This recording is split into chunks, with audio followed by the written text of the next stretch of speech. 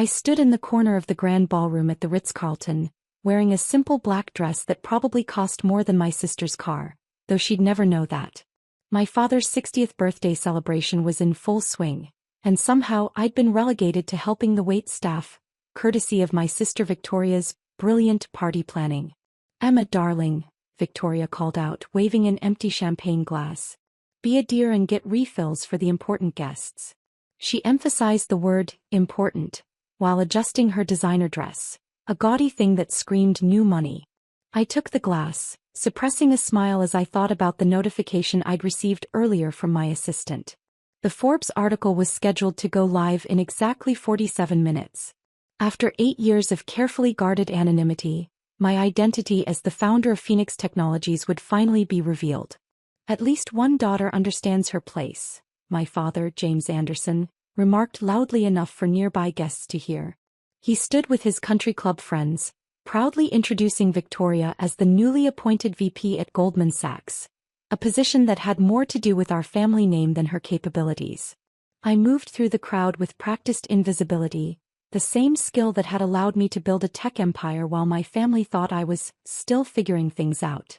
They had no idea that their struggling daughter had revolutionized artificial intelligence, or that the mysterious tech founder they'd read about in business magazines was serving them champagne. "Emma's doing her best," I overheard my mother telling her friends.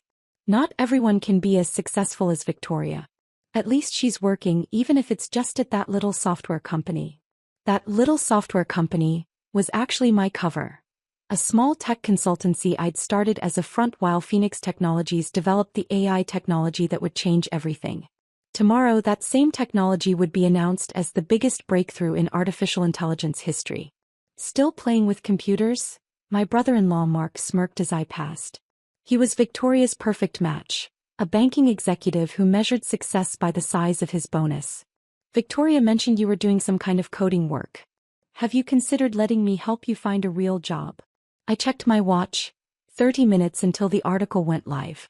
My phone buzzed silently in my pocket. A message from my assistant. "Stock market opening bell tomorrow. All preparations complete. Current valuation estimate, $8.2 billion. Emma." Victoria's voice cut through my thoughts. "Stop daydreaming and serve the champagne. Daddy's about to give his speech."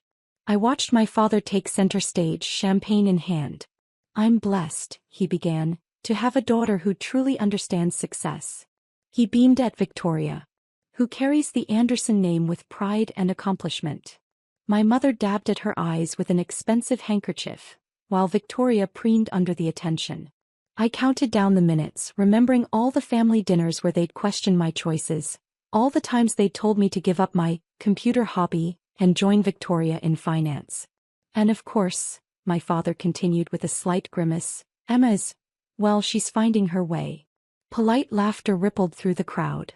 I glanced at the massive TV screens mounted around the ballroom, normally displaying birthday wishes but programmed to switch to financial news at exactly 8 p.m. 3 minutes to go. Victoria approached me with another empty glass. "When you're done playing waitress, we need to have a serious talk about your future. Mark knows someone at his bank who might give you a chance, despite your limited qualifications." I took her glass, noting the expensive watch on her wrist. A poor investment compared to the tech stocks I'd been quietly accumulating. "Thanks, Victoria. I'll think about it." The TV screens flickered. My phone vibrated. A final message from my assistant. "Breaking news starting. Good luck, boss." I stood perfectly still as the screens changed and a news anchor appeared. "Breaking news. The tech world's biggest mystery is about to be solved. The identity of Phoenix Technologies founder, whose AI breakthrough has revolutionized the industry, will be revealed tonight." The champagne glasses in my family's hands would soon hit the floor, but for now I simply watched as their perfect world prepared to shatter. The first sign that something was changing came from the phones. Like a wave of electronic whispers, notifications began lighting up screens across the ballroom. The carefully choreographed birthday celebration started to fracture as guests glanced at their devices, then at me, then back at their phones in disbelief. "Breaking news. Phoenix Technologies founder revealed. Emma Anderson's net worth soars to $8.4 billion. The TV screens around the ballroom synchronized to the financial news channel. My professional headshot, taken last week for this exact moment, filled every screen. The headlines scrolled beneath my image. Tech's most mysterious founder unveiled. Emma Anderson's AI revolution. The champagne glass in Victoria's hand slipped first, shattering against the marble floor. The sound seemed to break whatever spell had held the room in suspended animation. "This must be some mistake," my father stammered, his speech forgotten. His eyes darted between my face and the screens, trying to reconcile his failing daughter with the woman being described as Tech's most brilliant innovator. The news anchor's voice filled the suddenly silent ballroom. In a stunning revelation, the founder of Phoenix Technologies has been identified as Emma Anderson, the 28-year-old daughter of prominent banker James Anderson. Sources confirm that Phoenix's revolutionary AI platform, which has been in secret development for 8 years, will begin trading tomorrow with an expected market capitalization exceeding $20 billion. Mark, who'd been so condescending about my little tech support job just minutes ago, had turned an interesting shade of gray. His hands shook as he pulled out his phone, likely checking the pre-IPO stock options he'd dismissed as tech bubble nonsense last year. "Emma."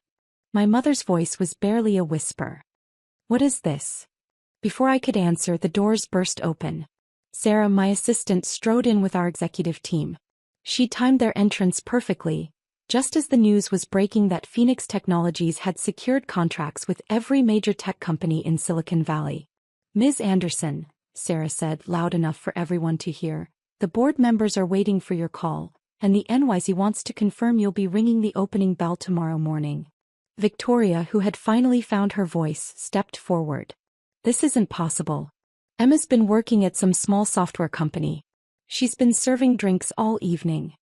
I smiled, removing the simple silver band from my finger, the quantum encryption device that had protected Phoenix's proprietary technology for years.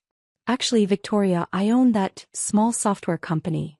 It's one of Phoenix's research facilities. One of 57 to be exact." The news continued to detail my accomplishments. Youngest self-made female billionaire, revolutionary patents in quantum computing and artificial intelligence, secret contracts with government agencies. Each revelation hit my family like physical blows. But you've been struggling," my father protested weakly. "Living in that small apartment, driving that old car." Sarah stepped forward, tablet in hand. "Ms. Anderson owns the entire building, sir. The old car is a custom-designed vehicle with more computing power than most corporate servers. She's been testing Phoenix's autonomous driving systems." The Carmichaels, who had watched me serve them champagne all evening, were now desperately trying to catch my eye.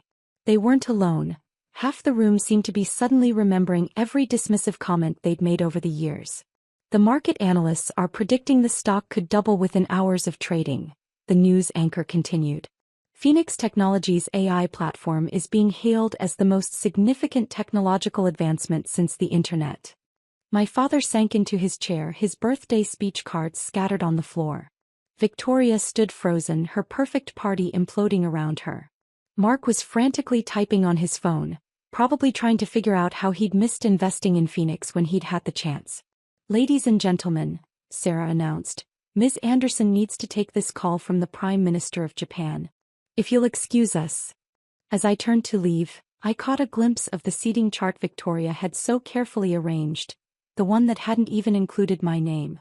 Tomorrow, every business publication in the world would have my name on their front page.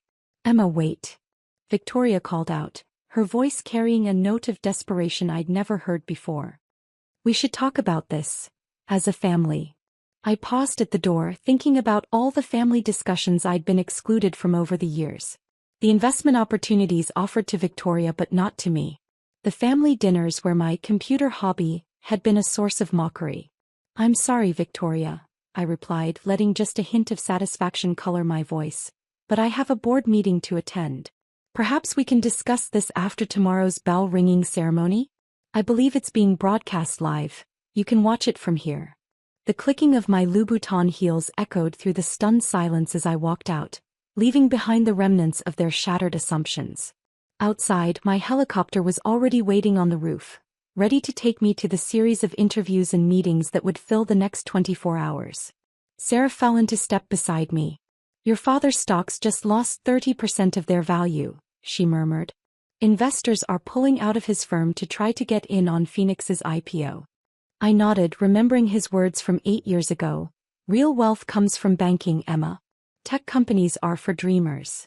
Well, father, I thought as we stepped into the elevator, let's see what tomorrow brings.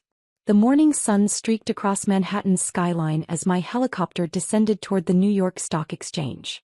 Below, crowds had already gathered, their phones raised to capture the arrival of tech's newest billionaire. The previous night's revelations had spread like wildfire across social media, transforming me from an unknown entity to the most talked-about person in the financial world overnight. Your family is already here, Sarah informed me, checking her tablet. They arrived 20 minutes ago. Your father tried to use his Goldman Sachs connections to get onto the trading floor. I smiled, adjusting my emerald green Armani suit. And the NYSE president personally informed him that only authorized Phoenix Technologies executives are allowed during the bell-ringing ceremony. Sarah's lips twitched. Apparently, Victoria tried to argue that as your sister, she should be included in the family photos. The helicopter touched down. Through the tinted windows, I could see the media frenzy waiting below. In less than an hour, Phoenix Technologies would start trading, and every financial analyst was predicting a historic opening. The latest valuation estimates? I asked, though I already knew the answer. Pre-market trading suggests we'll open above $500 per share, Sarah replied. That would put your net worth closer to $10 billion. The Wall Street Journal is calling it the most anticipated IPO since Facebook. As we descended to street level, I caught sight of my family standing behind the press barricade. They looked like they hadn't slept, not surprising given the chaos I'd left behind at the birthday party. Victoria's perfect makeup couldn't hide her reddened eyes, and my father's usual commanding presence had diminished considerably. Ms. Anderson, reporters called out as I walked past. How does it feel to become America's youngest female billionaire? What made you keep your identity secret for so long? Is it true that Phoenix's AI technology has military applications? I moved through the crowd with practiced ease, our PR team deflecting questions until the official press conference. But I paused when I heard my father's voice cutting through the chaos. Emma, please, we need to talk. Turning slightly, I saw security holding him back as he tried to push through. Victoria stood beside him, clutching what looked like old family photos, probably planning to sell our intimate family story to the highest bidder. Ms. Anderson, a familiar voice called out. Over here. I turned to see Richard Chin, CEO of Global Tech, one of our biggest investors. He'd been trying to uncover Phoenix's founder for years, offering billions for a controlling stake in the company. Now he stood among my board members, looking both impressed and chagrined. I must say you played this brilliantly, he said as we walked into the NYSE together. 8 years of building in secret, letting everyone underestimate you. Your AI platform is generations ahead of anything else on the market. Behind us, I could hear Victoria trying to convince security that she was part of the executive team. My mother's voice carried too, telling anyone who would listen about how she'd always believed in Emma's potential. The trading floor was a hive of activity. Brokers rushed back and forth, phones rang constantly, and the electronic boards flashed with anticipation. Everyone knew this wasn't just another IPO. Phoenix's technology was about to reshape entire industries. 5 minutes to bell, Sarah announced. I took my position on the platform, surrounded by our board members and key executives. Below, traders gathered with their eyes fixed on the screens. The world was watching. Emma, honey. My mother had somehow managed to get within shouting distance. We're so proud of you. We always knew you were special. I thought back to all the times they'd dismissed my work, the family events where I'd been seated in the kitchen, the condescending advice to get a real job. 8 years of being treated like a failure while I built something revolutionary. The NYSE president handed me the gavel. Ready, Ms. Anderson? I looked down at my family one last time. Victoria was frantically typing on her phone, probably trying to buy shares before trading began. My father stood silent, finally understanding the magnitude of what his struggling daughter had achieved. Phoenix Technologies, the announcer's voice boomed, led by founder and CEO Emma Anderson, will begin trading under the symbol PTX. The countdown began. 10 seconds to change everything. With perfect clarity, I remembered my father's words at my MIT graduation. Tech companies come and go, Emma. Banking is forever. The bell rang. The floor erupted in cheers as the first trade hit the board. PTX opening at $572 per share. Screens across the world lit up as Phoenix Technologies officially became one of the most valuable companies in history. Sarah appeared at my elbow with a phone. The president would like to congratulate you personally. Also, the major networks are ready for your interviews. I watched the stock price climb higher with each passing second. Across the trading floor, my father's face had gone pale as he realized the true scope of what I'd built. Victoria had stopped typing, her expression frozen as she watched her failing sister become one of the world's richest people.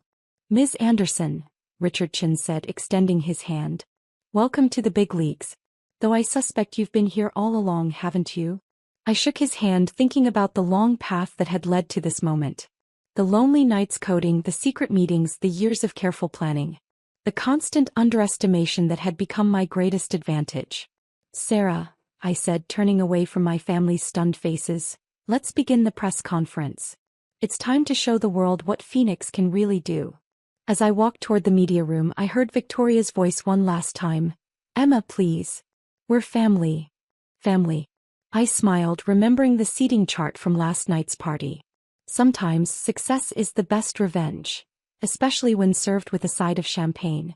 The doors closed behind me as Phoenix's stock continued to soar. Outside, a new day was dawning, and with it a new world order. One where the daughter they'd dismissed as a failure was now the one holding all the cards. And this was just the beginning.